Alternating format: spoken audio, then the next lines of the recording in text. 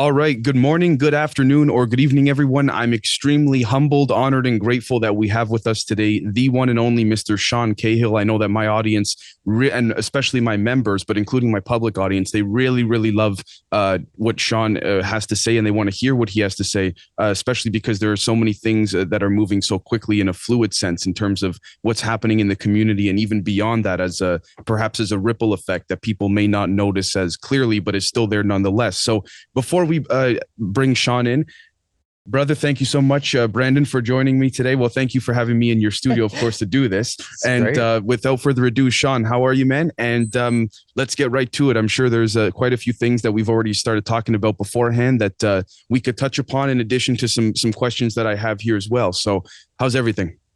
I'm doing well, man. Really good. Feeling real positive, healthy, happy. Awesome. Today's a good day. Let's get to it. Awesome. Well, first off, let me just start with something that I had seen you discuss on Tim Ventura's show, I believe maybe a month or two ago, approximately, where you were asked about crash retrievals. Now, of course, if there's things you can't comment on, please just let us know. But in a sort of unofficial capacity, is there any credence to the possibility that in any unofficial regard, sort of through the rumor mill, that there is, say, perhaps some apparatus that has been retrieving some of these craft, regardless of putting aside for a moment the origin of where they may be from, but some type of exotic apparatus that is not Russian, Chinese, nor American? I'd say that the historical evidence that a lot of people have collected over the years does point towards crash retrieval. I think that pragmatic people, if they look at what are the unclassified programs in regards to retrieving crashed aircraft, aerospace assets, anything that enters our flight pattern or our airspace, there are teams embedded within our military that exist solely for the purpose of arriving on scene, securing the scene, and ensuring that no classified or national security data is at risk.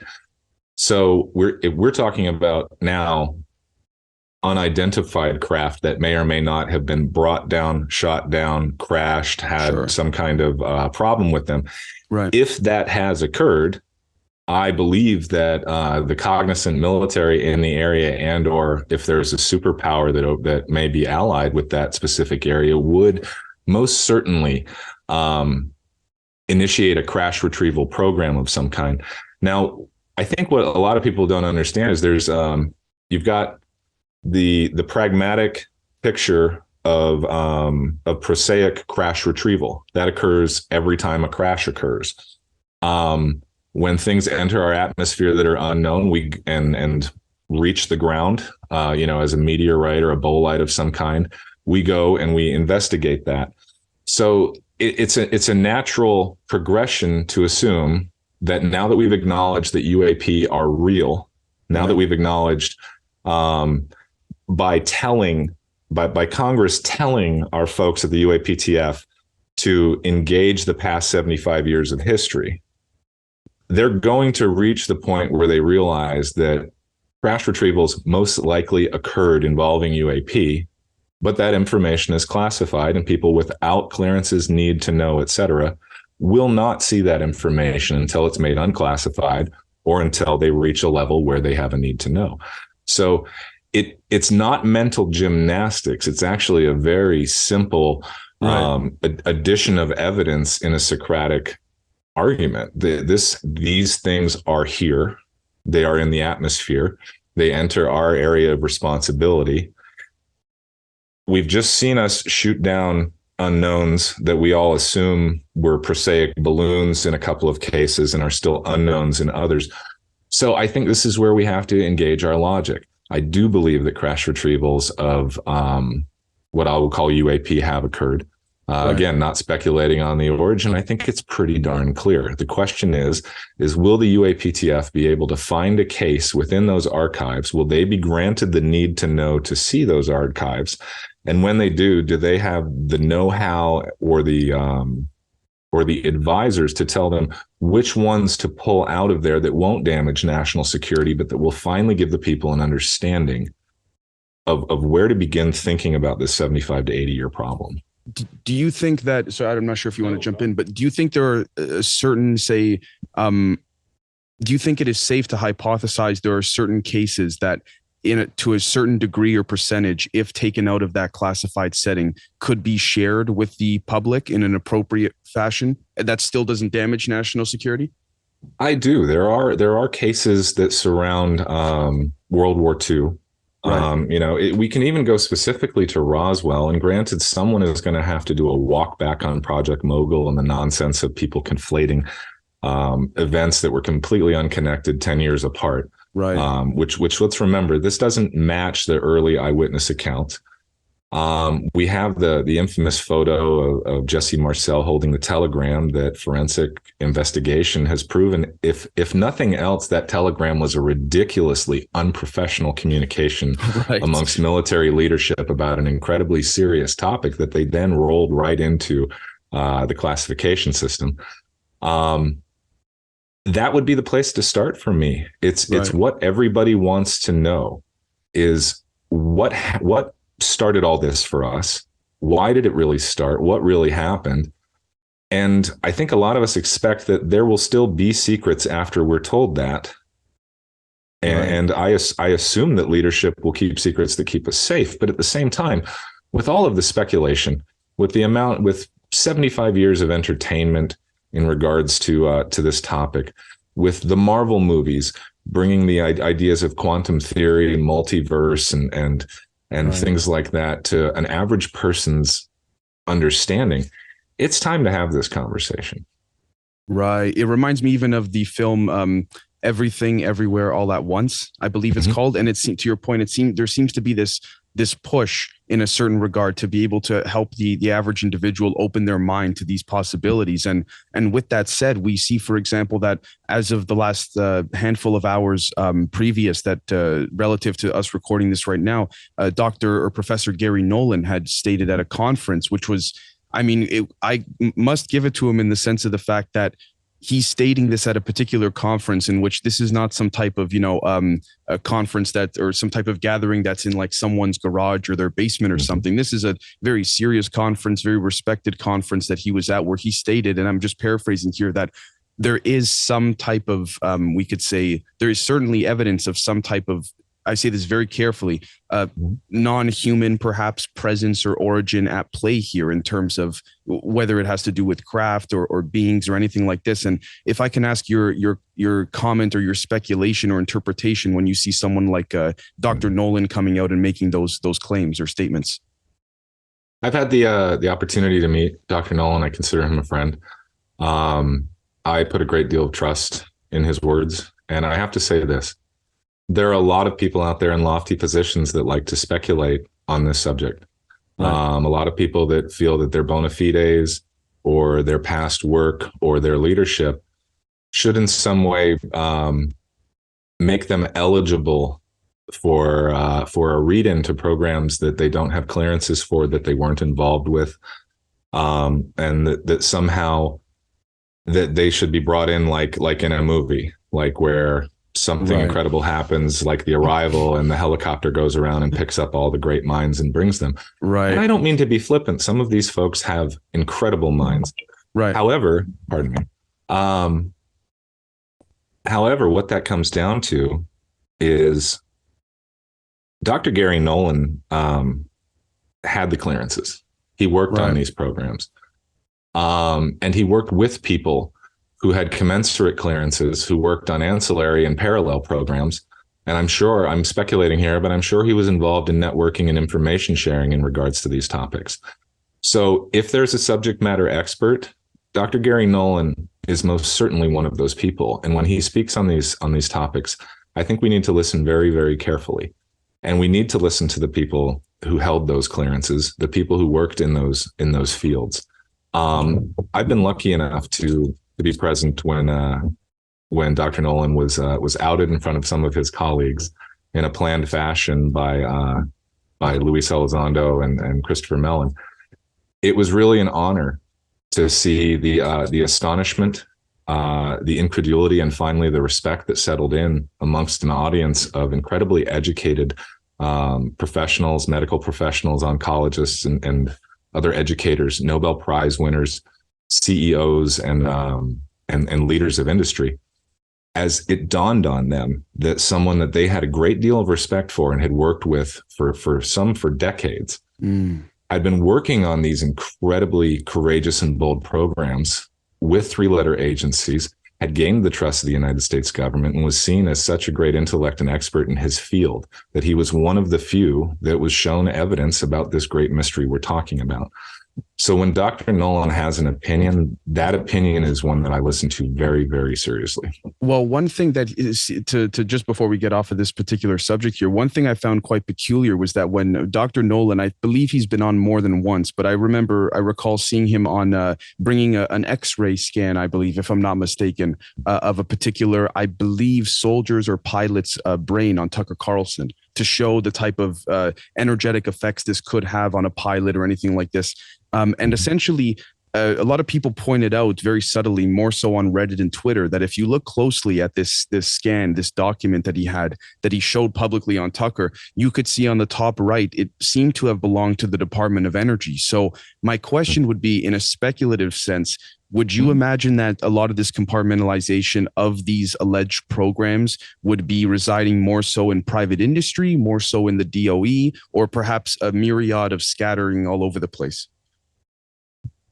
I think we're looking at something that it really depends on who discovers, takes an interest in, or opens a program, project, or funds some kind of think tank related apparatus towards this to do research on the subject. I think that's happened many times. So I think we have natural stovepiping that the government will do to keep things compartmentalized. And then there will be a kind of ad hoc stovepiping that's happened, because remember, we've dealt with this for 80 years. So it's not one of those things that has just resided with government research or the military industrial complex. One can be assured that at some point, someone, not everyone so flippantly denies this subject like Elon Musk does. I'm sure that other aerospace captains of industry, et cetera, have taken a great interest in this subject. So when we say, where do these secrets reside, I think it may be situational. I think if we're looking at something that says Department of Energy in the upper right-hand corner, then the reason it was taken seriously is probably because this asset either was in or around an asset that was under the cognizance of DOE, right, or it exhibited an energetic state or an ability to create power at a level that would have been under the cognizance of the DOE had it been theirs. So if it's from a third party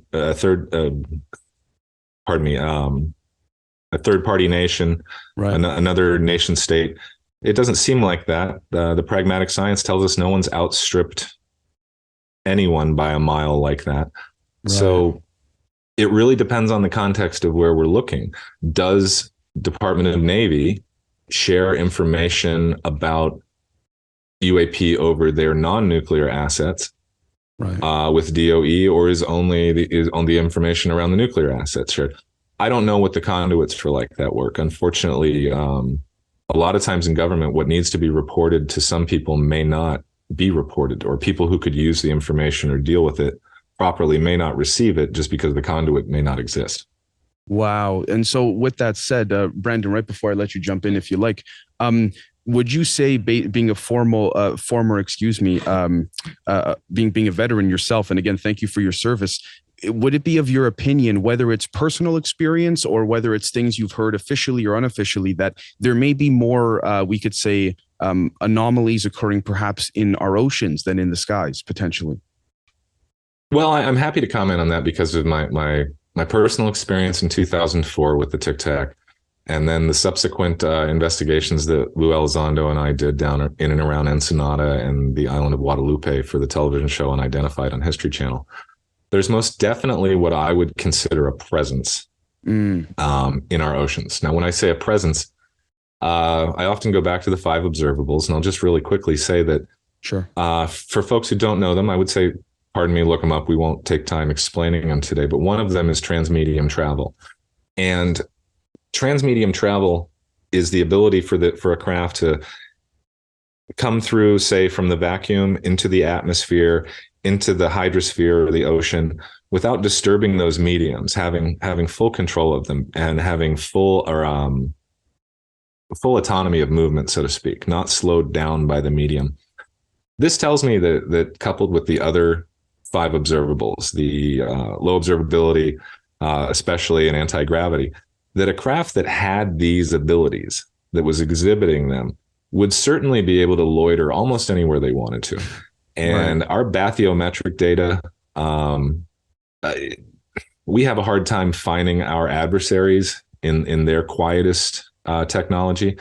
So I'm sure that at some point, this unknown technology, if we can't detect them in the sky with impunity, I doubt we're detecting them in the sea with impunity. It would be a perfect place to hide.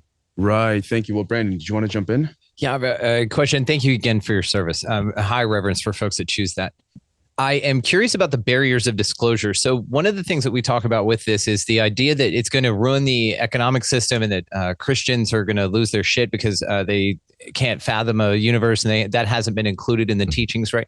So with all of that in mind, do you find that those are acceptable reasons to hold disclosure off in your mind? I think that those are outdated. I think that those come from a time more akin to the 1980s. When there was a different resurgence in fundamentalism, especially here within the United States. It would seem that the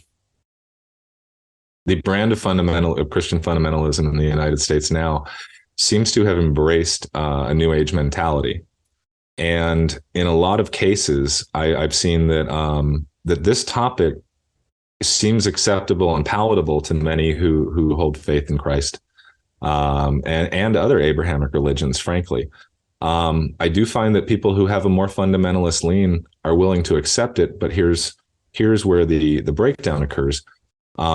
They take the exit on the freeway before the destination that is their explanations for their beliefs. Yes. And so many people like to tailor and cherry pick what they see and say, well, this works for me and this works for me and I believe in this, and this is where I think the three of us could argue well, because if we were having a laid back kind of hippie conversation, we might use a phrase like, if it resonates with you. Right. It's a very, very overused phrase now, because if you haven't attained the personal discernment of what resonates with your ego, what resonates with your heart, all you're doing is feeding your dopamine constantly. So let me add to that I've had, I had an extended interview with Catholic Universe, the leading Catholic publication right now. Had a long, lengthy 6-hour conversation with the author of the article. He went on to write a few more. And I've had other conversations with some officials in the church who had questions about the topic and had reached out. The Catholic Church seems ready and willing, as long as someone else takes the first step in disclosure, to fall in behind and say their part, what they believe their duties are in regards to baptism, acceptance, eschatology, and those ideas. The Catholic Church is actually rather modern about it. That said, those are outdated ideas. And I think those ideas are pushed by folks who are still feeding the fear complex around this subject. We're at a point now where if someone has an opinion on UAP, it's a pretty solid opinion. They're well informed enough at this point that most folks, if they're paying attention at all, have an opinion and they're ready for answers and they're listening. It's not just the UFO community anymore. This has reached the mainstream. People are asking serious, pointed questions. So I think a lot of the old ideas that people were going to lose their mind, that there might be a purge of some kind if we found out there was a non-human intelligence present, I don't think that would cause a great panic. Now, if we started getting into structure of reality, ideas of karma, ideas of how much your intent can change the physical, what we would otherwise call the physical or gross material around you in the universe. there's a lot of people that aren't ready for those kind of ideas, I think. The consciousness aspect, the idea that our perceptions can be manipulated, that our memories can be changed with or without direct manipulation. Those things are a little bit more scary than the idea of a non-human intelligence. Right. Well, to that point, if I would like to read a question here from one of my members, Jared. And Jared, I love you, brother. This one's for you, man, for when you watch or listen to this, because he's a big fan of yours. So Jared asks, he's got a couple, so I'll ask as many as I can in terms of the flow of the conversation. How often, Mr. Cahill, how often do semantics keep us from gaining ground with understanding the phenomenon? For example, people who consider themselves religious have a hard time believing or even considering, hypothetically, that we may live in some type of simulation, but then we'll say that mankind was made in God's image. I, sir, personally don't see the difference in the two ideas. How about yourself? I really don't anymore. Right. There was a time when I was bothered by the idea of a simulation. There was a time in evolving my own hypothesis on our reality that this was an involuntary existence of some kind. At that point that I had a level of pain and discomfort in my life, and I couldn't find my way around that pain. I was living in it. So for me, the idea of this being involuntary was very real. But as I refined some of those ideas, the idea of a simulation no longer bothered me. I started realizing that we surround ourselves with simulations. A book is a simulation. Right. The Bible itself is an attempt at a simulation of our deep past and our interactions with something greater than us. Right. It's not a true representation. It's just the best reflection of the photon of those events that we have. Right. So when we get down to that, it's not a far leap for me to say that, well, physics of the universe seem ubiquitous. Everywhere we look, 1 + 1 does seem to equal 2 at the end of the equation.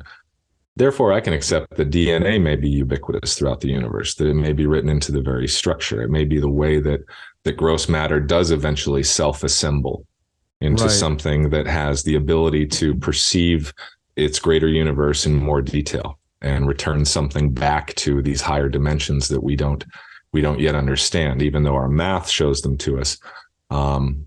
We don't like to acknowledge, we like to say that photons appear. We don't like to think that they're waiting somewhere for their mission. Like in a waiting room or a time domain of sorts. Right. Right. And we speak of these, we're very quick to say that we live in 3 dimensions plus 1 of time. Just like we're very quick to say that when we go to sleep at night, it's just a dream. Right. We haven't found the spatial nature to these other dimensions. We haven't found a way for our greatest mathematicians and physicists who can explain the topology and the structure of these things to us. They still have not reached a place where their imagination says, well, is that an elsewhere to here?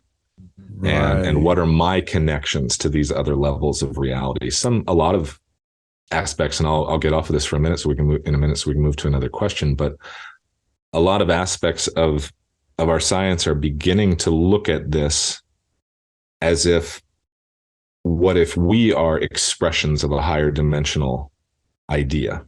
Right. Which would speak to fractality, perhaps. Exactly. Right. And we find ourselves at that center point of the universe. Everywhere we look, we are coming up with more and more excuses for why we seem to be at the middle of things.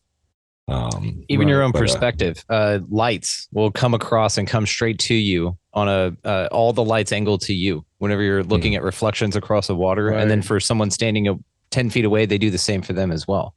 Right. Yes. Did you have anything else you wanted to? Tons, but please. No, please, go ahead. If you want to go ahead. I'm honestly, you got to the reality thing, and that's where I'm at, brother. So I'm going to go with you on this for a second.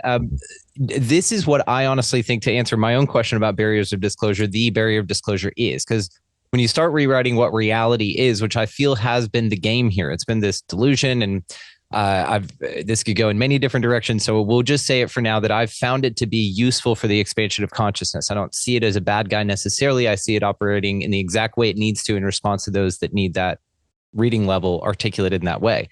So, and you can find this in your own life, right? You evolve out of the energies and you no longer connect with them because they're no longer serve you. So in this way, like you said, it's a big, for lack of a better term, mind fuck to know that you're it and you're creating everything, and that really this collective creative process that could be viewed in that way. But then even you can get down to a conversation about consensus reality just being absolutely nil altogether, simply due to your reticular activating system and how we perceive reality as useless or not based on our paradigm. Like that just trips me out, all of these things. But what I will say is that that's what I feel the real barrier to disclosure is. It's the fact that what you are, what this place is, all of those things have been so grossly reduced, misapprehended, and intentionally and deliberately inverted to the point to where it's such an ingrained thing. But again, I needed to see it that way to wake me up. I don't know about you. But this feels, and it's valuable, but this on scale is where we're talking, where I feel the real barrier to entry is. It's got nothing to do with the oil companies. I think that we'd be fine with that if cognitively we were aligned with that anyway.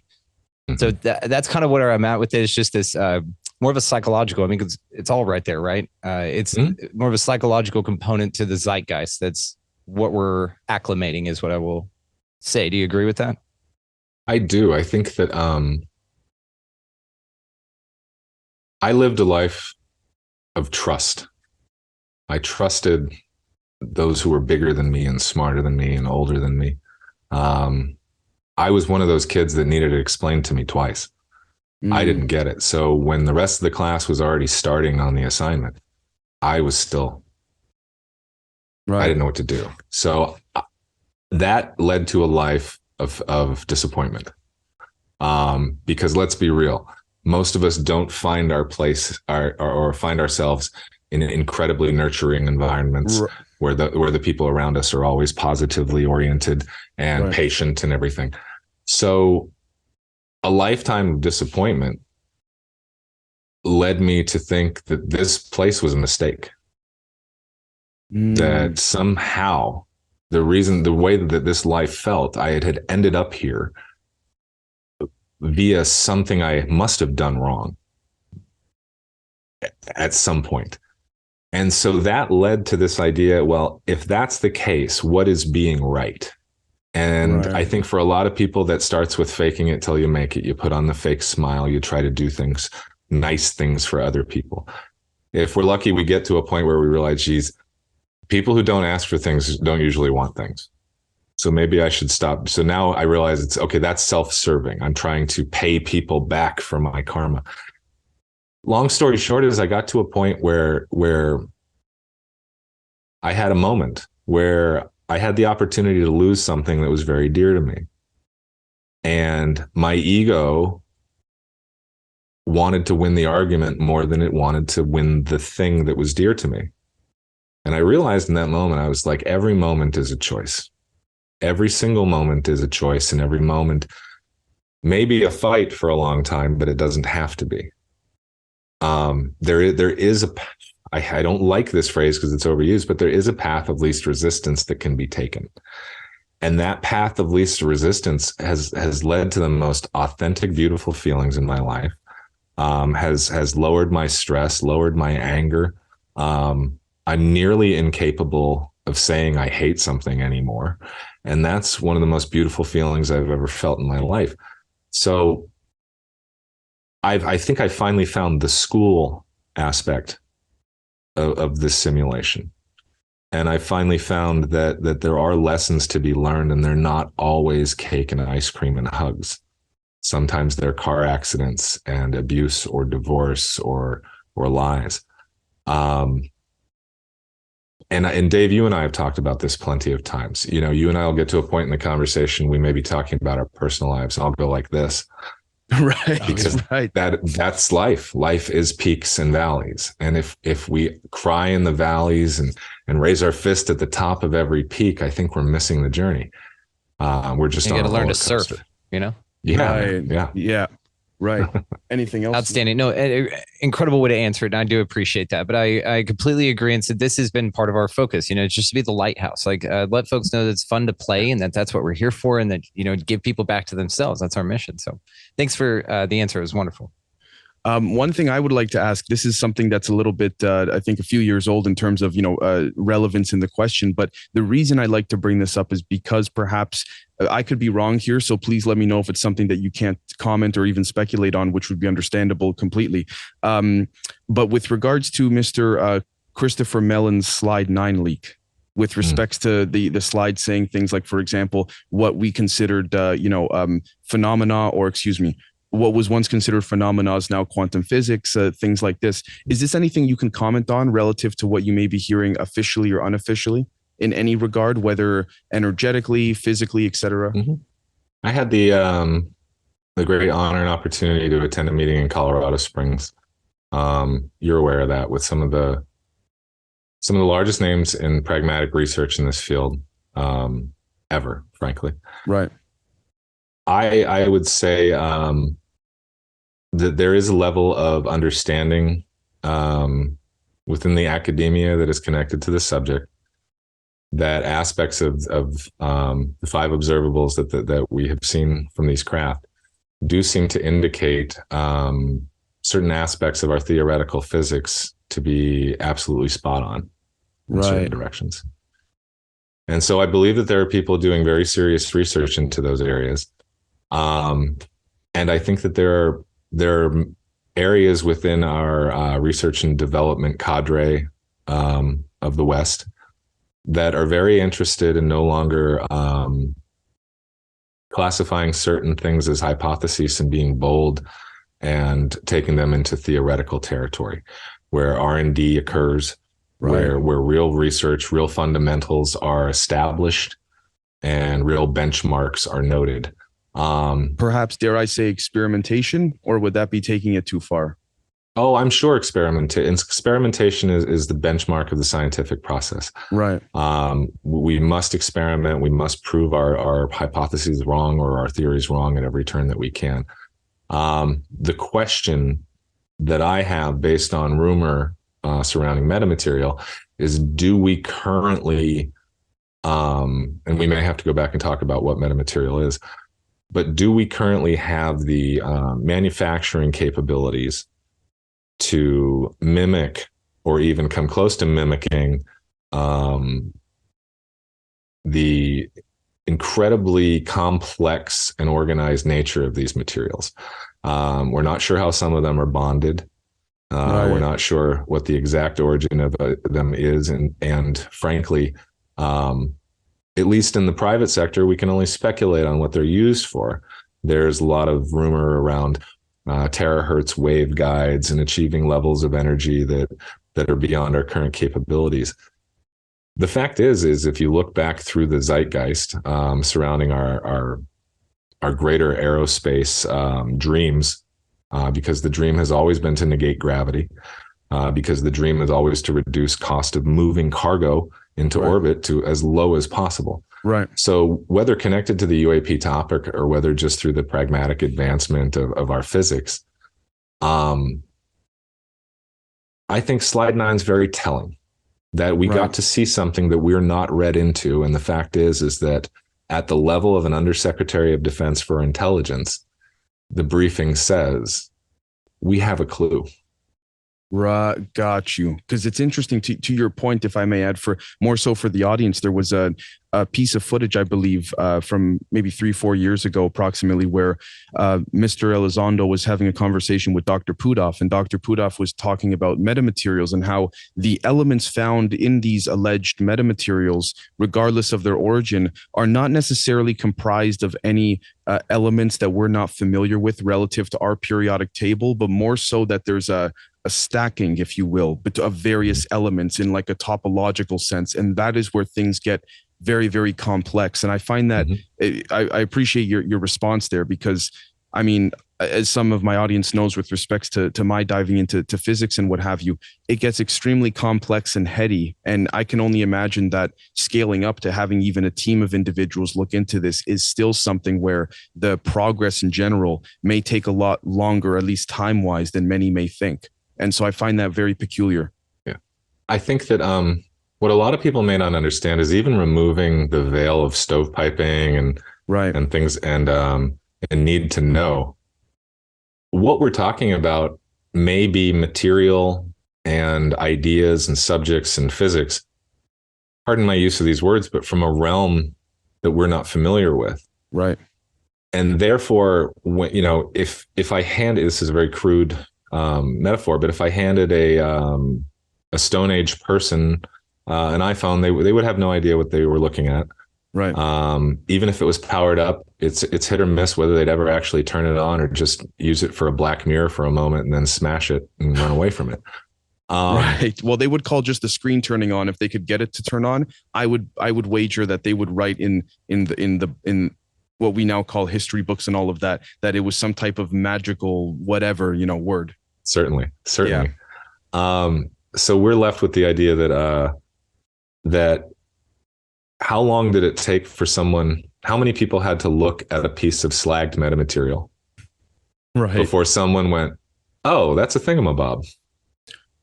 We may not know what we're looking at in all cases. It may, even once the forensic analysis of these materials is done, if we don't have the theoretical imagination to apply it, not to get into the, Nikola Tesla is relied upon by too many in the fringe as proof. There's too many YouTubes now with quips and quotes and anecdotes that we can't exactly verify. However, along Nikola Tesla, Albert Einstein, numerous other great minds, at some point along the way, when asked, where does your inspiration come from? They all said, it comes from my imagination. It comes from my dreams. It comes from my daydreams, or I'm visited by someone in a dream and it's brought to me. So these ideas exist. I think sometimes we do have to pull them out of the ether. The question is whose schedule does the ether respond to? Wow, please. Well, yeah, I mean, that is the question. So I want to come back to the simulation real quick, because I've talked about this a lot, Sean. The idea of it being this prison planet idea, or even the Saturn moon matrix that Dave Icke talks about and things like this. I've even gotten it so far to where the Vitruvian man, that's your reality, that your reality ends right here at the tip of your finger. And that vastness and scale can be coded into your perception. So really don't need to render. So there's like a rendering of that vastness temporarily. Yeah. So that's the thing about a simulation. We always talk about this idea of that it would take a planet size computer to run that thing, but maybe. And now if you want to do that to render an entire environment, we're speculating wildly here, but that's fun. So what I would say though, is that you don't even need that. You don't even need that scalability. You just need to be able to 100%, or just to the degree that you wish, apprehend the perception of the occupant. Because you could perceive wind blowing from a far place. You could perceive the Grand Canyon. Like those are just electrical impulses. Right. You don't need to build a whole huge things, even if you're not rendering what's behind you in the game model, right? Right. To save power and all that shit. So my question is if this is a thing, I'm not a fan of the idea, but I'm also, it's whatever. I'm more of a sovereignty person, but that's okay. So UFOs and tech, do we think that could be a way out? I'll add to this, like the Brevnikov idea where he's strapping bug wings together to a very reductive thing. He's strapping bug wings together, flying around. It seems that there are clues left all over the place in the form of sacred geometry, in the form of microscopic, in the form of as above, so below. We see plasma man, lasers and light. Laser man light. Yeah. I mean, everything. The Ankh, we see all of these things. And then we also find, it seems now in our purview, not only some coming in to visit us as an example of what's capable of, they're like, hey, check this out. You guys can make one of these, zip, and then they're gone. It's like, what the fuck was that? Right. And then you go investigate it. But the thing is it seems to be found here. So then I'm looking at this place, if it is what we've talked about here, this constructed reality that seems fairly limited as far as our imagination at least can perceive. Could it be some sort of like escape room? Have you ever done an escape room, Sean? Where you go in, but my kids are doing one tonight. So. Oh my God, dude, they're a blast. Yeah. Like my wife crushes it at those things. We're like, what's next? And she turns a lamp on. The lampshade has everything on it. We're like, what? They're crazy. If I may add very quickly to the question in general, I think the question also becomes, to what parameter or threshold do these alleged craft contain the ability to, quote, get out of here, if at all? Is it some sort of escape room? Meaning I'm with you also with this, because you get to that frustrated point where you feel claustrophobic. And you're like, oh, we're gods with amnesia or something, but really a lesson, more of an appropriative, because this is also when we bring up the conversation of time and we're like, oh, time doesn't exist. It's like, well, we have a perception of it here, so it must be useful. And to that, I would say then that duration, gives you change. So that's how you affect change and growth which is what time is useful for in this realm. But what I would say to that then is, do you think this is like a huge escape room kind of a thing? And that really we get to a point evolutionarily or mentally or cognitively or all the above where we can find these things, maybe rebuild the pyramids or something. Where perhaps self-awareness is that doorway out. That's it. It's the Truman Show. It's the exit because you've sailed off. You said fuck off to that. You know, it gives you enough things back there, like the stuff NASA's displaying, whatever they're doing. It shows you what's not. And so you're able to dial your compass in, you know, and that's what discernment in my mind's all about. So I know there's a long question. What I mean to say is, do you feel that it's that or anything like it? And that if so, are UFOs perhaps the way out? Dave kind of stole my mojo. It is self-awareness, in my opinion. A person in solitary confinement can become Buddha or can beat their head against the wall and give themselves brain damage within a week or within an hour. That's very well said. It's alchemy. It's both energies. Absolutely. I have a lot of friends outside of, we'll say the military industrial complex and government service, et cetera, that are involved with remote viewing based on the legacy programs that were developed at Stanford Research Institute and then later by Army. I have my own opinions on the validity of analytical overlay as it goes with remote viewing, but in my own experience, remote viewing does have efficacy and value. A great deal of remote viewers who are not otherwise invested in these answers have been involved in blind remote viewing sessions where different disparate groups seem to have corroborated the idea of this going into the light that we all talk about during near-death experiences. Obviously, we've only talked to people who've had near-death experiences, except for an alleged one guy who came back. Right.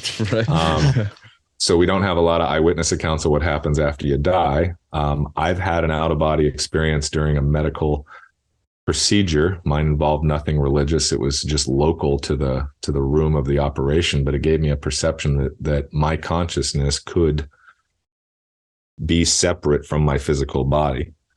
I say all this because there was a time period where I was one of those people who would, if we were hanging out having the deep, weird, woo-woo conversations late into the night where we were getting into speculation and, you know, where there were no rules, I might lean over to you and go, don't go into the light. Right. Go around it. It's a ruse. It's aesthetic pain that's being offered to you in some weird Gnostic sense to come back. And there's a lot of our teachings that have been trying to tell us this in different mystery schools throughout the world. And so there was a period of time where I thought that was something that, you know, in the esoteric manner had some kind of wisdom to it. And within the last 6 months or so, I've just had some challenges that really caused I was either forced into self-awareness or self-destruction. And I like to think I chose self-awareness.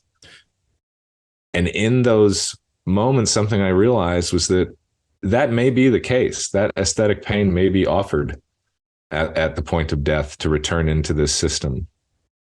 Right. But if you've reached the point where that aesthetic pain is no longer attractive to you, then I don't think the light would be a ruse anymore. I think it's just a fork in the road. Wow. And so I do believe that there is a mystery to be solved within this existence. And I believe that mystery is earning back some kind of return to something that we had lost, that we had taken for granted, perhaps, in an energetic sense in our existence. So someone might point to that and say, well, that stinks of religion. No, I'm not. I don't want your money. I'm not telling you where to meet me, and we're not going to hang out together to talk about it. So it's not a right. Right. But I think that we have to graduate to a point where I've decided I'm here voluntarily, and I'm going to take responsibility for the remainder of this life. So very well put, by the way. Outstanding. Yes. If I it is of my humble opinion that under the, let's say the presumptions of this discussion here, which is again speculative, of course, but I think, of course, without the speculation, we wouldn't have the ability to expand and all that intellectually and ideologically. But I would think that perhaps it's not as simple, this reality, as hopping in a craft and going zoop, okay, we're out of here type scenario. That's my humble perspective. Is that what you would liken that as well? That too as well? I think this is again speculation. Right. I think we're going to see at least a dualistic bifurcation of UAP into the spiritual and the nuts and bolts. Right. Because it's my hypothesis that the nuts and bolts are merely a crude mimicry of something that may be possible at a higher energetic consciousness level. Yeah, like anything that's tried to imitate nature. Right. Yeah. Absolutely. And what would a UAP be in those cases? Well, it's a bearskin. It's a set of eyeglasses to help you see better. It's the fire to keep you warm so you can move into more southern or northern latitudes where it's colder. They're tools. As surely as a pencil is a tool, as surely as a piece of flint is a tool, a UAP is a tool. Right. Now, that consciousness that's inside that UAP may be advanced to a point where I don't recognize it anymore. Right. Or where I may not be able to communicate with it. But if that consciousness is still here within this universe, this physicality that we seem locked into except for sleep right now,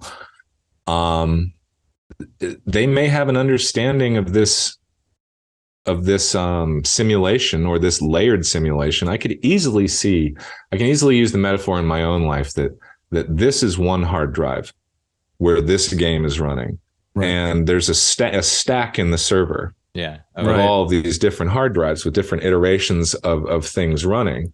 And someone on one of those hard drives has figured out how to get their program into the conduit and onto another hard drive. Right. And then it's able to observe that this is very much like us. And perhaps I think that at some point in that, I don't know how far that would extend out to some iteration of 64 or some E8 lattice type of thing. Some block universe filled with little different boxes full of Boltzmann brains or something. Right. but the fact is that the math kind of says, right. Yep.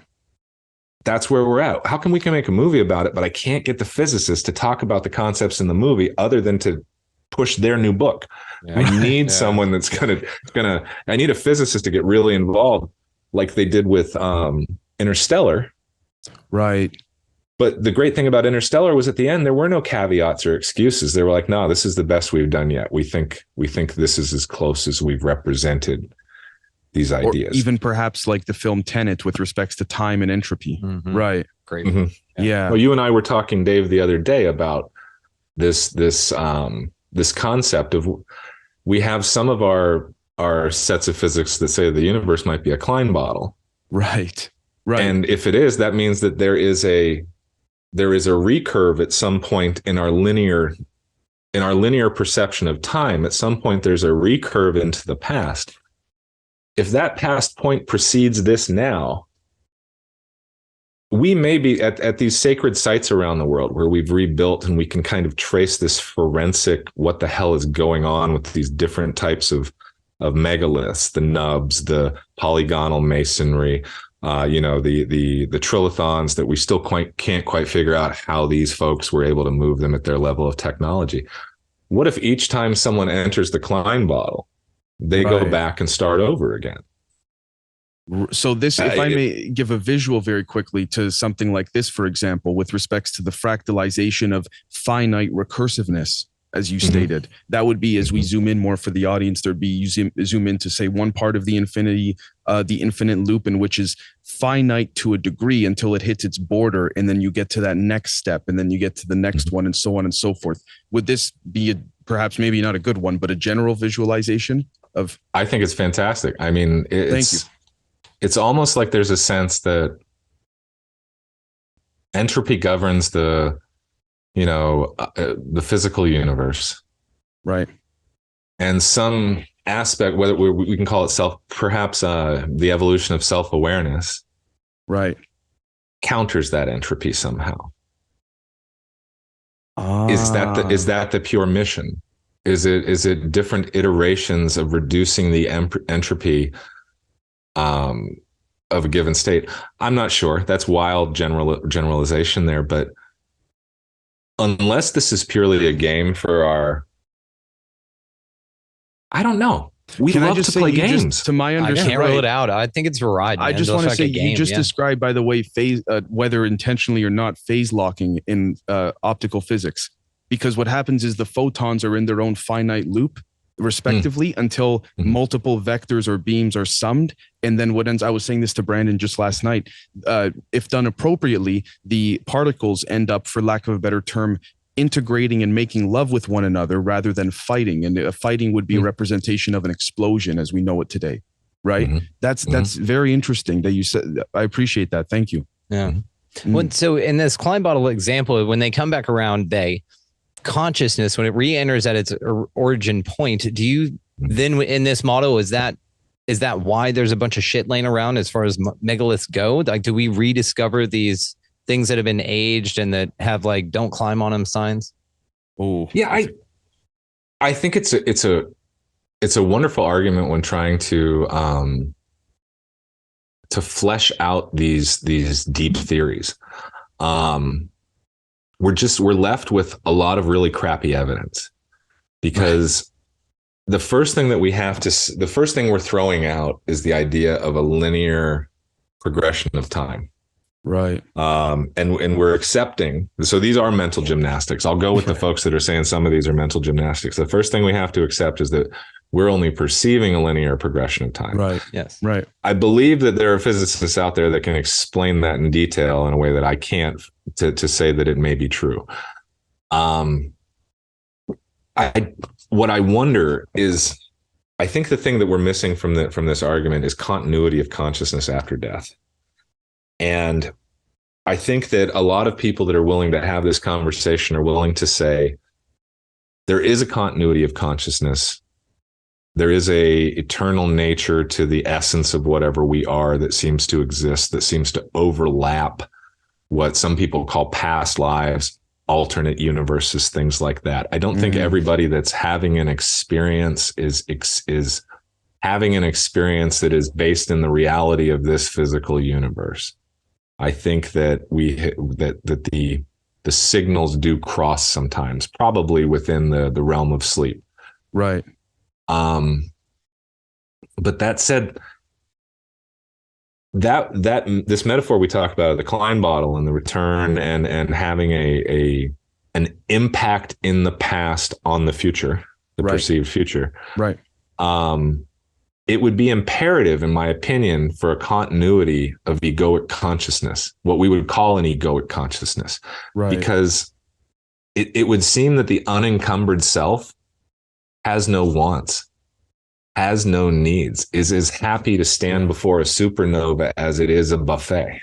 Right. It is here for the now, for this moment, for the experience, and it's going to write that into its long-term ledger. It would seem to me that for there to be a use, that unless you're sending, I don't know.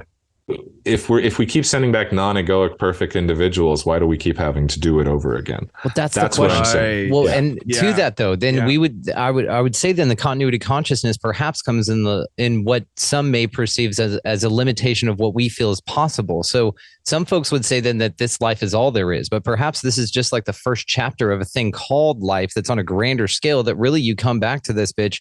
Let's say on the event of an order of the precession of the equinoxes, perhaps you come and reincarnate in that long cycle and you have that much time to figure it out. It's like a speed dating with Gaia thing. Right. And you come in and maybe this is sort of like a paintball wars event for your kids on the other side. You're just like the dad coming and running around. This could be reduced to that simple of an experience as far as some other entity is concerned. We could look like squid beings on the other side. I don't know. Right. So what I mean to say is that this idea, and Archaics put this out, I believe, is like, the fun theory about the pyramids. I love this one, that there's sort of a reset every 100 and whatever years. Humanity, the pyramids have always been here, and that humanity gets to a point to where they get to technologically be able to rebuild them. But the second that they put the capstone on, it resets all of reality and destroys the pyramids. And so then you come back around to figure it out again. And so it is like this loop. Right. But again, it could be this sort of stacked experience, like we talked about the metamaterials being stacked in a way. Sort of like layers on an onion. Absolutely. Right. So your experiences aren't limited to this one. It's many, but the fact that it's recursory, the fact that you forget, you go through this river of amnesia every time is part of the experience. What I think of? I think of His Dark Materials, for those that have seen it, when they unzip the portal and then they zip it up again. You can just you just open it up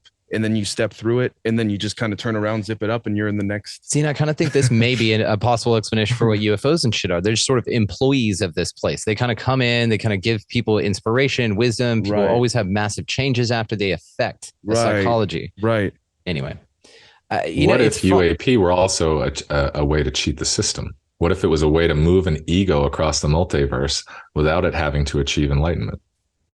See, now we're talking, Sean. Wow. It's interesting because if you've got a maintenance system, right? Maintenance, let's say the maintenance system's driving the cop cars, right? And the maintenance system has their manual on their lap that they have to follow, right? And they have their job to do. But the Dukes of Hazzard are running around with their moonshine and their Daisy Dukes, jumping the cars over rivers and stuff. Right. And the cops, every time they try to do it, they break the car. I'm making a joke here based on the Dukes of Hazzard. I went a little down the rabbit hole, but it's a good pull. We don't have a full. I'm not a person who's like everything bad about UFOs must be the government. Of course. Right. It's bad enough without having to go there. You know what I mean? So I know that nature's red in tooth and claw. I know that it really doesn't matter how far you seem to get in this existence. Success doesn't care whether you're good or bad. Power doesn't care whether you're good or bad. Right. The universe doesn't seem to care whether or not you break any perceived rules. Right. So I can see where a selfish or empirical species, if they develop this technology, would certainly be like, wait a minute, why are we utilizing resources in this finite entropy bubble? Right. Why don't we steal?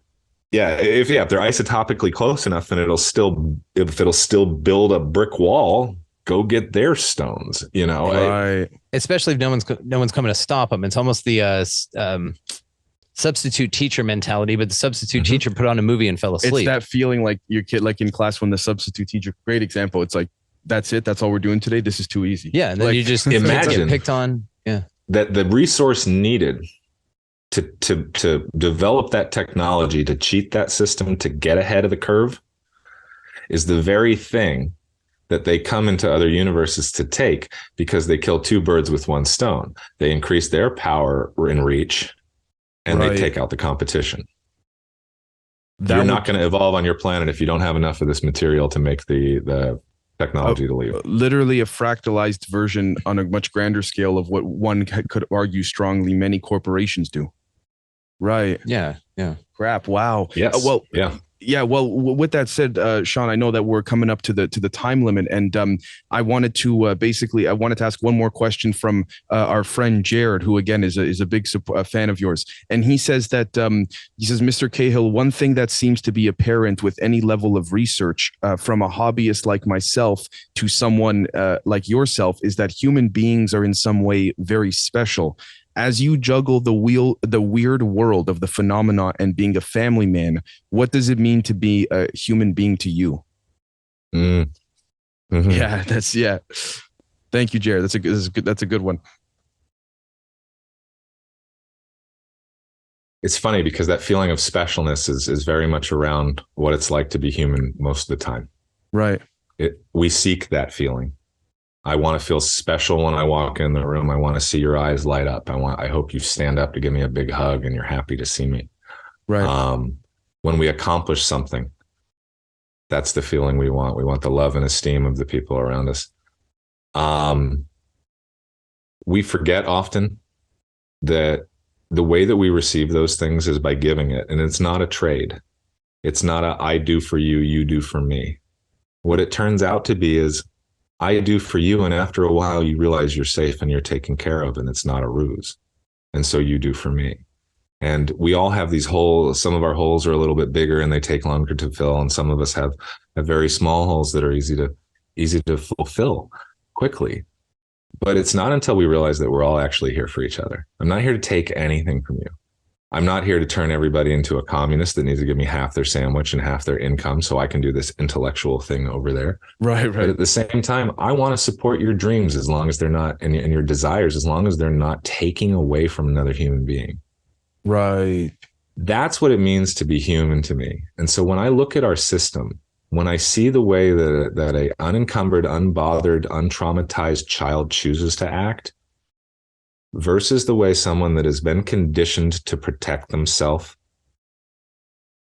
I see the true humanity in that unencumbered child. And I see what we could be if we had enough for each other, enough, if everybody had a little bit of food, shelter, and water and the ability to express themselves. And if we had a better understanding of not hoarding and overusing resources, I think that there's a whole universe out there that we've never even encountered yet. And I think there's a level of opportunity out there for humanity. As far as we can see, with the exception of the alleged UAP topic, the universe is empty.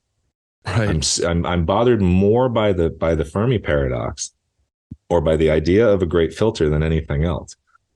It's also the thing that probably informs the idea that we may be in some kind of special instanced simulation.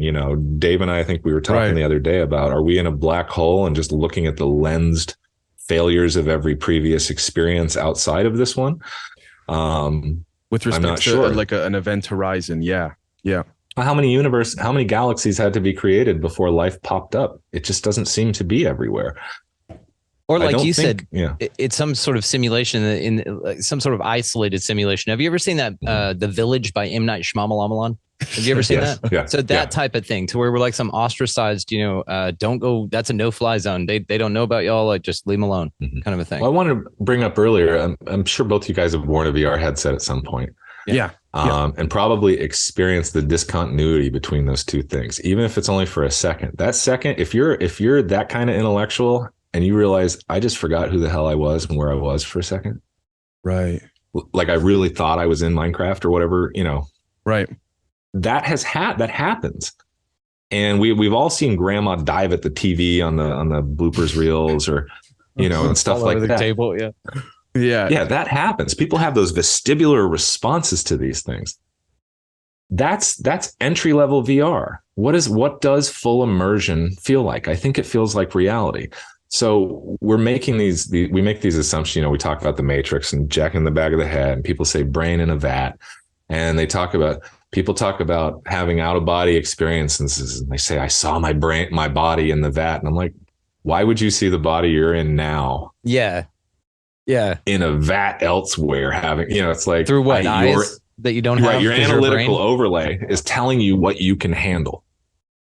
Right. What it told you is that based on the movies you've watched, the books you've read, and the stuff you believe, this is the best representation of your essences elsewhere having this experience.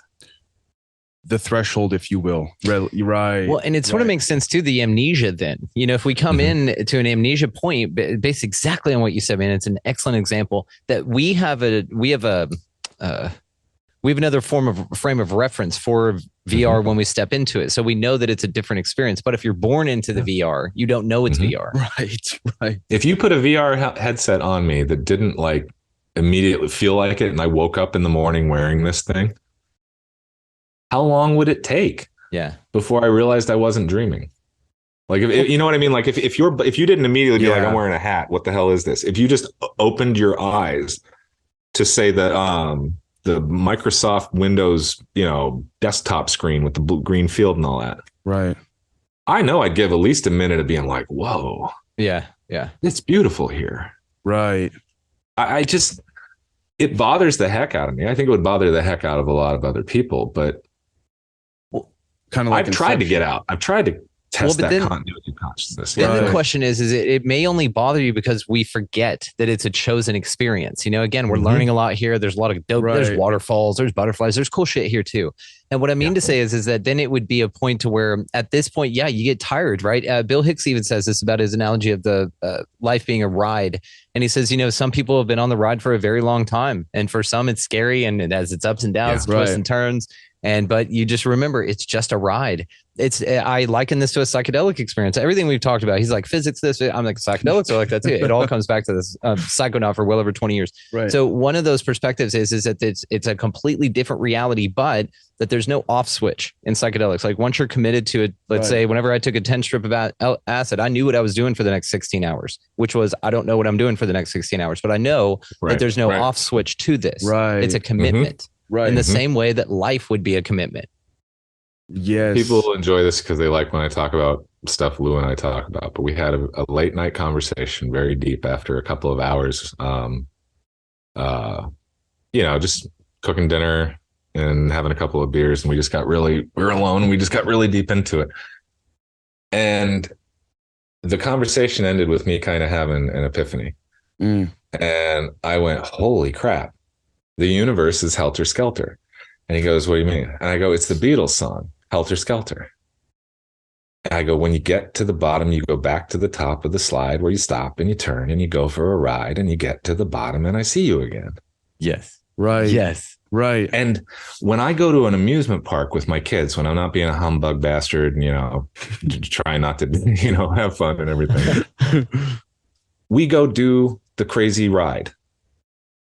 We get off the crazy ride, and if that park's empty, we're running to go back and do it again. Hell we can't wait. Ride too. Yeah. And on the run from the end of the ride to the beginning of the ride, we're talking about how awesome it was. And did you see that? And I heard so-and-so scream, and you sounded like a girl, and I thought I was going to fall out. And oh my God, I'm soaked. And whatever, all those things happen. Right. And then you get back in line, everybody kind of calms down a little bit. And then you go into that little zombie state, and we're all just kind of staring at each other's backs and shuffling forward. And then the adrenaline starts to rise and the nervousness starts. And even though you're going to be fine, you're like, oh, Jesus, here we go again.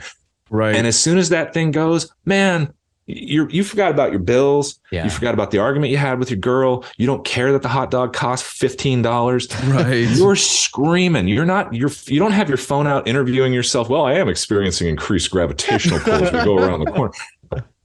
Maybe after 1,000 rides, you start doing that.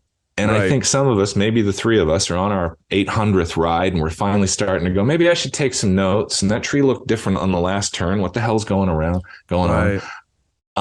And maybe we're, but I think in between we're still going, how was that? It was awesome, man. Yeah.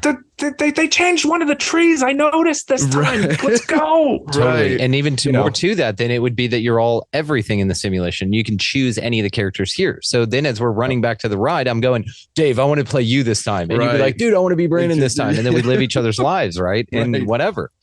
Yes. Yeah. I had a conversation with a loved one the other day where we were discussing this conceptually the same way. Right. And they said to me, why would we choose it if it's so hard? And I said, it feels hard when it's hard. It feels beautiful when it's beautiful. Yeah. Without the contrast, life is nothing. And we hate remembering that. Right. We don't like remembering. I know this is an oversimplification given, again, that everyone in their own personal life has different struggles and beneficial things they're going through. But it's this idea perhaps that, again, perhaps oversimplifying, but you choose if you're having a good time or not. You choose if you're having a shitty time or not, basically. And the barometer has to be your heart. It has to be your heart that chooses that. And that's the thing that it's so hard, man. Up until 10 years ago, I didn't acknowledge the heart as anything more than a blood pump. I was only beginning to open my eyes to the idea that it had an electromagnetic field. I didn't know anything about frequency, resonance, and those things that a lot of us end up learning about. I didn't meditate. I thought I was a meat animal having a meat existence. And this was a purely physical, materialistic world. I had challenged the universe to show me spirit, and I had determined that it hadn't done it good enough. I see. And that threshold was of the coin now. Yeah. Right. So that threshold of your determining in this particular case that it was not good enough, that threshold was defined by you, and therefore the best person to hide something from you is you. Yeah. I know now, if you ask me, do you have everything you need? Right. I would only need to ask you, do you mean like right now, or like in life? Right. Because right now, of course I could use a cup of coffee or something else like that because I'm a monkey. But I do have everything I need. Is my life perfect? Hell no. Right. But there's a roof, there's food in my fridge, I have health care, I'm able to feed myself and protect my family. Right. After that, it is all choice. Right. Let me ask you All a of question. it. Is it? Yeah. It is also a choice to see that it's not perfect. So let me ask you this: what would define a perfect life for you that you could grasp and exist in this existence?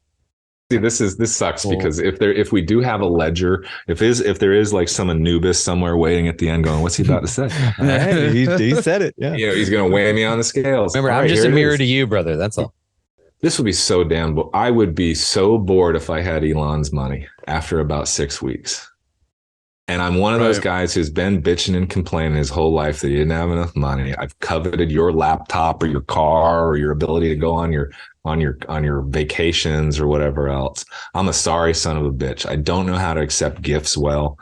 You know, like I had that lack for my whole life, which is stupid because I grew up rich and was left money and all this other stuff, but never quite enough to not be going, well, crap, where do I get next month? You know what I mean? Right. And 20 years in the military offered a great deal of stability. I always knew what was coming, where it was coming. I felt rich the whole time because all my needs were met. Because my needs aren't. I'm not that guy who really needs the bigger TV. I'm not the guy who sees you get what you get. In very few cases is there something.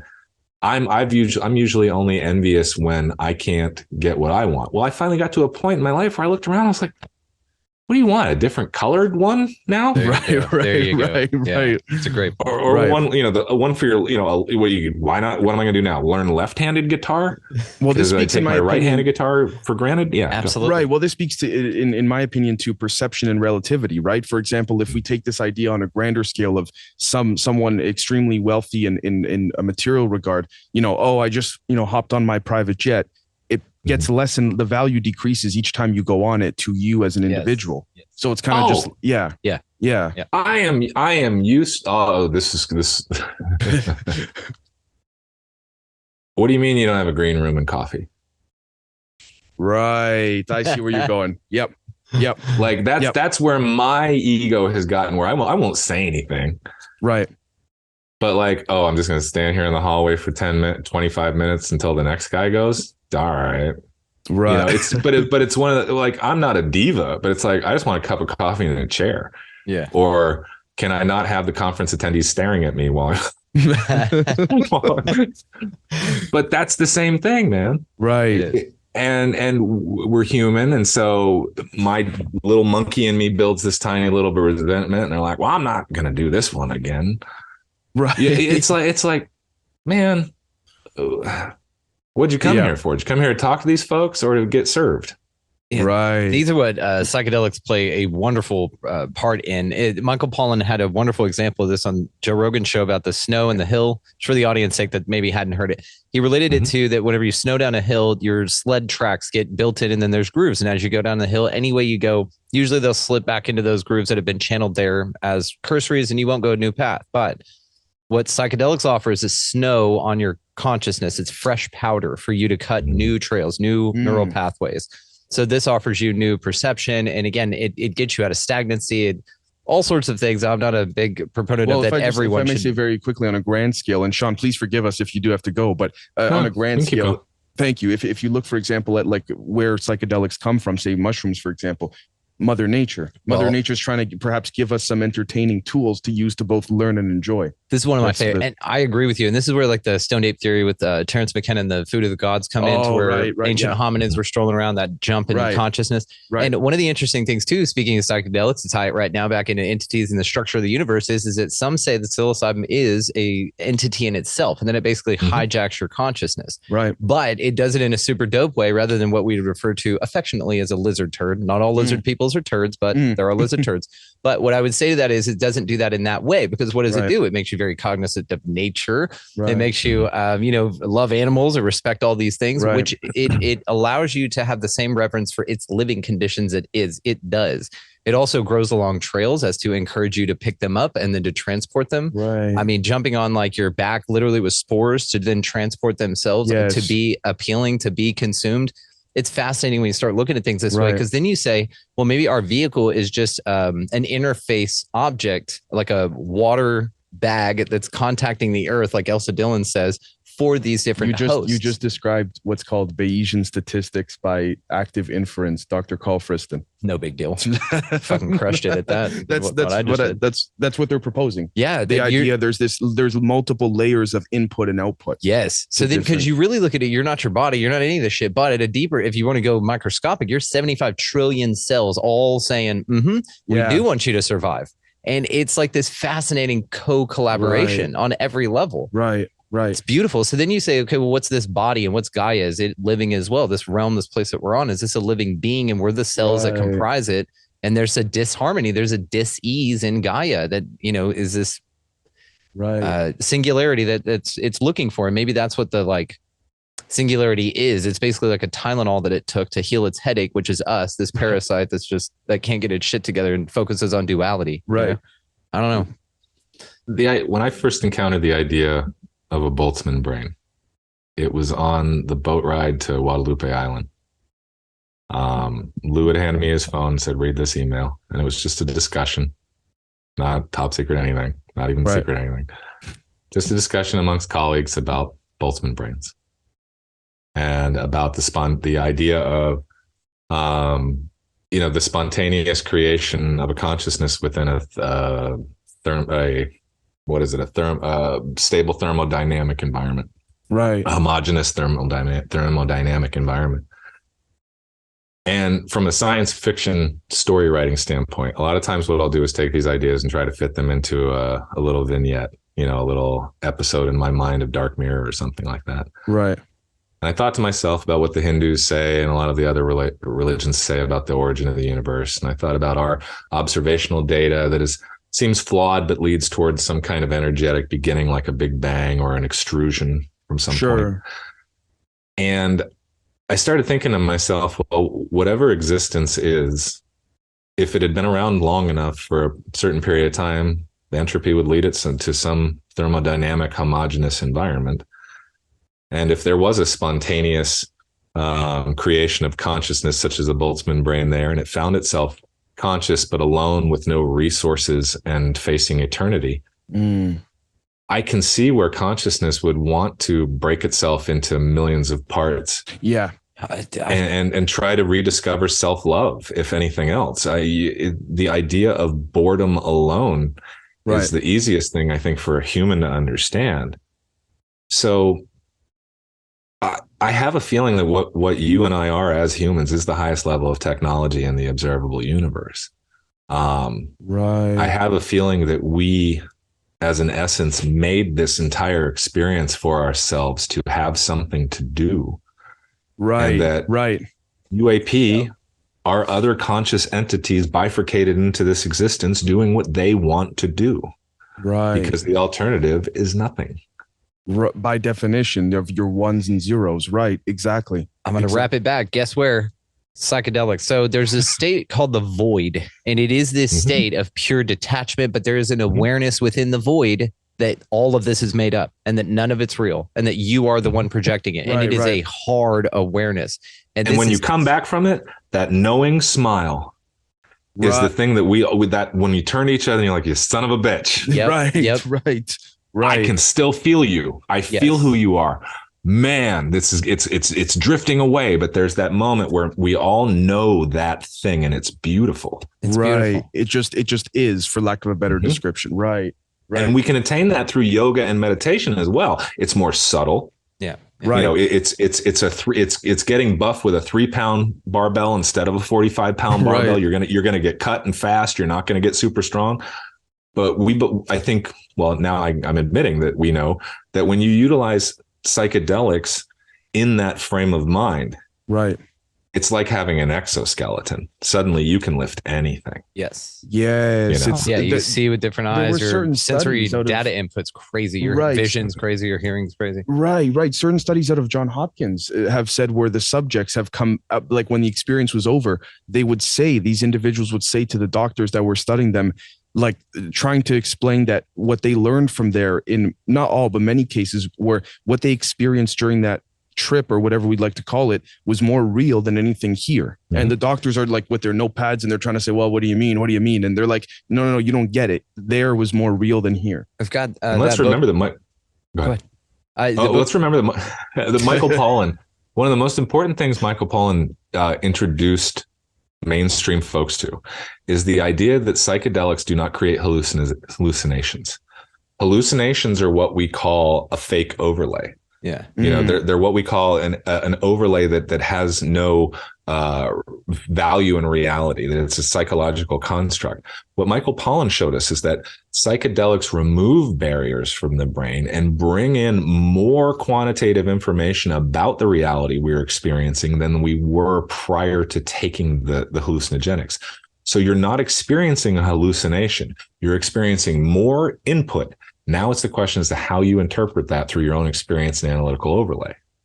100%. Wow. Yes. This is where the data input comes in at full steam. And this is also where why psychedelics are beneficial for things like PTSD. A good buddy of mine, Carlos Tanner, runs the Ayahuasca Foundation in Iquitos, Peru. That's where Zac Efron went and did his Down to Earth show. Oh, that's nice. Carlos's place. He's cool as shit. One thing that he talked about is this state of hypersensitivity. And you enter this in many different ways. Trauma is another one. So we don't even need to go into all that. But trauma gets you into this hyper state of awareness. And then you plant seeds of trauma out here. And when you return back to baseline, they're out here just stuck in your subconscious like thorns. And those are the things that affect you and manifest in certain ways. So this is where psychedelics allow you to open the door back to that hypersensitive state to retrieve those fucking thorns and pluck them out and go, no, thank you. So these ideas, again, of these altered states. Now, I've talked about this as well, being an avid psychonaut, that's the real reality. And that actually we don't need to perceive it that way from this state, our baseline state, because there's a different experience to be had here. And that would be way too distracting. It's far too dope as shit. But what I mean to say is that then it feels like this is the trip, like what we're doing now. This is the support. Yeah. So as psychonauts, let's pay the people a little bit. And let's say that oh boy, I might have one of those moments where my thought decided it didn't want to be said. Barrier. Give me one quick second. Let's see if I can get this. Nope, it's gone. No problem. And I was going to say Rick Strassman, to tie it back in. He got people had him on the show. He wrote DMT, the spirit molecule. And in that, he talked about these intravenous DMT studies where he would put folks under for a long time. Now, this is where I'm tying it back to the relation reality. That he would put folks in to be psychic warriors, basically in this realm to go make contact in another way rather than hopping on a ship, which then again leads to what we're talking about, if that it's an introspective process. It's an awareness. It's all found right in here. I remembered what I was going to say. So when we brainwave activity, okay? Right. We seem pretty chill. We seem pretty in flow right now. I'm sure we're probably right below beta, probably in a high alpha. Right. Most of us at any given time are in beta. If you have a full bladder, you're in higher beta. You're closer to fight or flight. But let's go back to this idea that trauma seems to open certain logic gates for some people and close them for others. Right. That brain state of intense spiritual expansion, is up in the gamma. Okay. When we meditate towards the void, we meditate into alpha and down into theta sometimes. And if you screw up, you fall asleep and go into delta. However, crossing the threshold from theta alpha in that void state, going around beta into gamma is where we start having those more spiritual connections, that intuitive experience. Right. I believe that whatever is at our core, our authentic essence, that unnamed person in you that will continue on in my belief. Right. I believe there are moments where the person inside us is able to take advantage of that trauma, where it says, you know what, if we just kicked you up about 10 more hertz, this will open a door for you that you weren't going to learn to open otherwise. Or maybe it happens by accident. Maybe it's just a question of resonance. You could be completely freaked out, and then something in your local environment could give you the binaural beat, shall we say, to the end of your freak out at beta, giving you that little push of just a few hertz to get you over into a different way of thinking and a different mode of feeling. So it doesn't happen for everybody. Some people go into trauma and they get pushed down to the lower vibrations. And I know folks don't like those talks, but the fact is all these woo-woo talks about vibrations match brainwave activity. They correspond to entrainment and binaurals, and they should be studied. Well, and I'm going to clarify that it's not hierarchical. It's simply spatial when we talk about these things. And so that gives us credence. That in physics, it would be discrete. There you go. Yeah, discrete topology. Diplomatic. Yeah, diplomatic topology. Sean, everything you just said there, I took as this right over here, the traditional Ankh or the Y. And the reason I say that is because relative to what you were saying about taking that ebb and flow from, say, one path to maybe a more suitable one for your resonance. And so I just couldn't help but think of that and the way it fractalizes. Well, and that's also what we were talking about the Archon soul trap, the light, right? Oh, right. Yes, so what is the other alternative? I'm curious to, because I've actually asked this question to many folks talking in consideration to the Archon soul trap.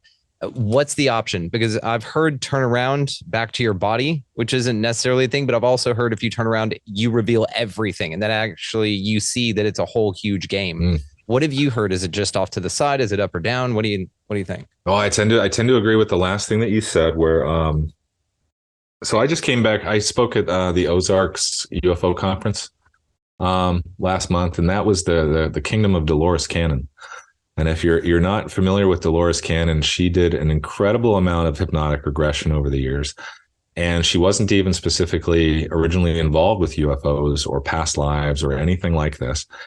But she got to a point where she was having her patients ended up having descriptions of the same types of experiences and things like that. So she had developed a technique to hold people in that place when they began describing it, to keep them in that frame of mind so they could continue describing the environment, the reality, and what that portion of their self knew.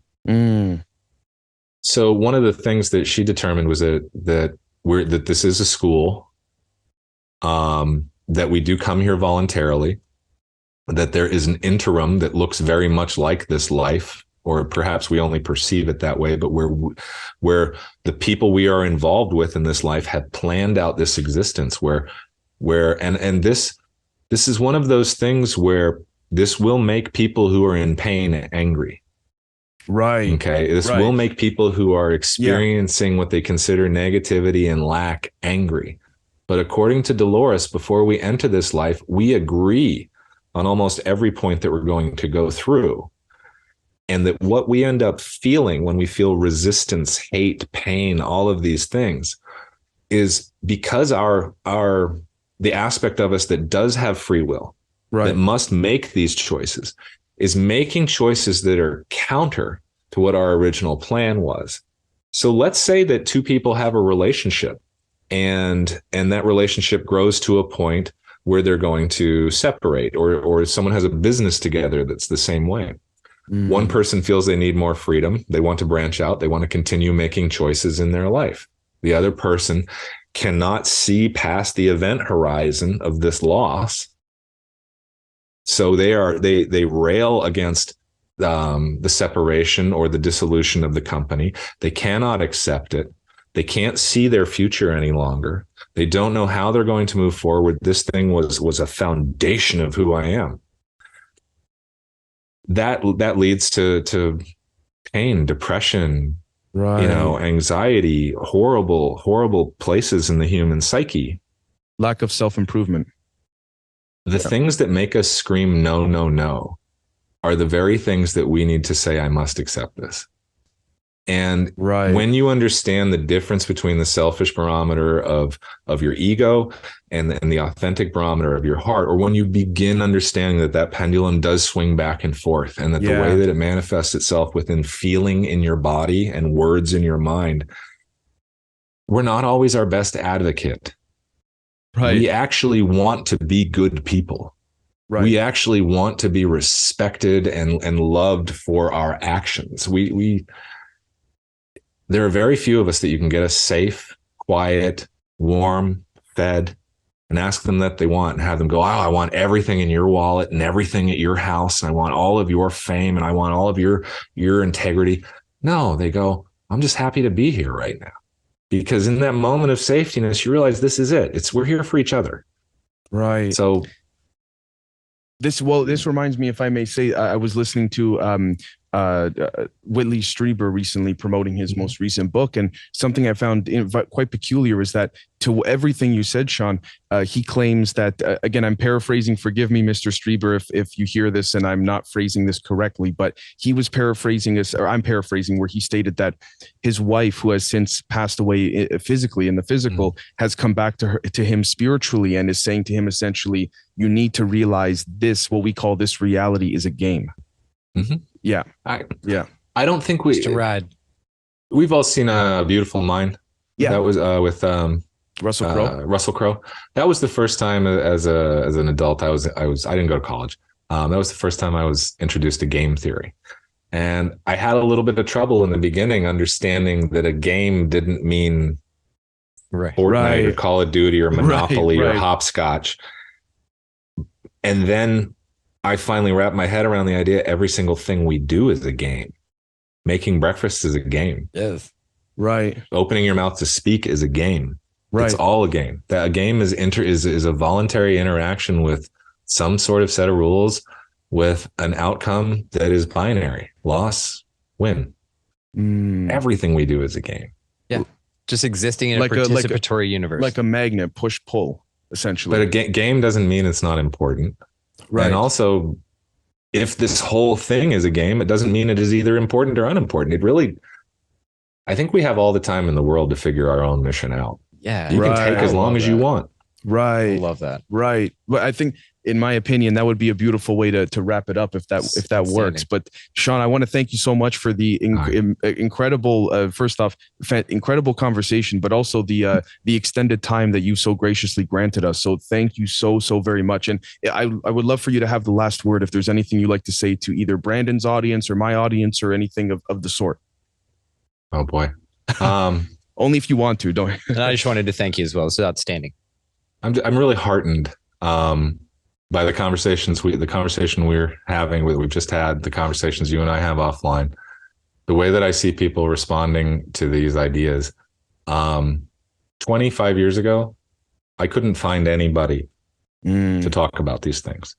It wasn't safe to talk about hallucinogens. It wasn't safe to talk about UAP. It wasn't safe to talk about consciousness or meditation or out-of-body experiences, especially as it related to personal experience.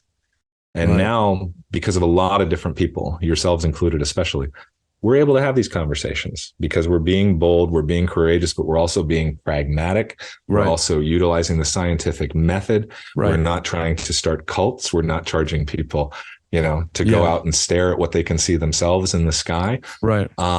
So I'm very heartened. I hope that your audience keeps looking to accentuate the positive, keeps turning the other cheek when it comes to the folks who want to see nice things break. Right.